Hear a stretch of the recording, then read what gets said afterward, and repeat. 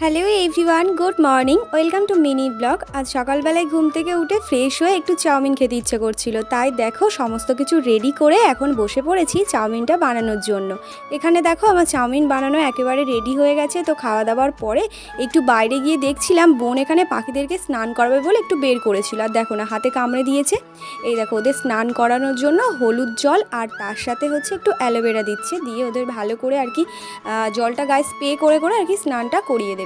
আর এই খাঁচাটা দেখছো, এই খাঁচাতে রয়েছে একটা শালিক পাখি। আর এই টিয়া পাখিটা না আমি বাগানে গেছিলাম, তো সেখান থেকে একে পেয়েছি। আর এ না একজনাদের বাড়িতেই ছিল, দেখো ওর ডানাগুলো কিভাবে কেটে দিয়েছে।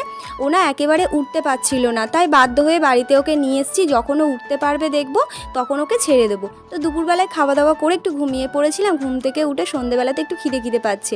আমাদের বাড়িতে না আজকে আবারও পিঠে বানানো হচ্ছে, জানো তো। দেখো কি সুন্দর হচ্ছে তেলের পিঠেগুলো ফুলে, খেতেও কিন্তু সেই রকম